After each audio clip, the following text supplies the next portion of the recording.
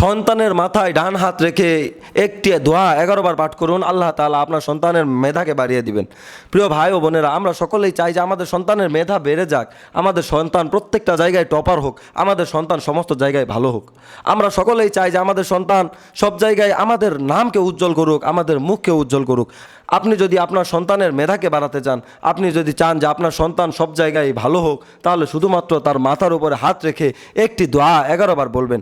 একটি আল্লাহ তাআলার নাম, এই নামটাকে যদি আপনি 11 বার পাঠ করতে পারেন, আল্লাহ তাআলা আপনার সন্তানের মেধাকে বাড়িয়ে দিবেন।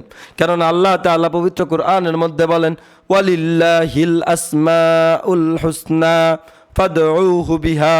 আল্লাহ তাআলা পবিত্র কুরআনের মধ্যে বলেন, ও আমার গোলামেরা, আমার কিছু স্পেশাল নাম আছে, তোমরা যদি আমার সেই নামগুলোকে ধরে ধরে দোয়া করতে পারো, আমি তোমাদের দোয়াকে কবুল করে নিব।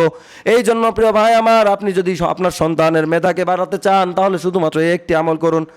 এই আমলটি কিভাবে করবেন? আপনি আপনার সন্তানের মাথার উপর হাত রেখে ইয়া আল্লাহু ইয়া বাররু, ইয়া আল্লাহু ইয়া বাররু, ইয়া আল্লাহু ইয়া বাররু, এটাকে 11 বার পাঠ করবেন এবং সামনে একবার দুরূদ শরীফ, পেছনে একবার দুরূদ শরীফ পাঠ করবেন।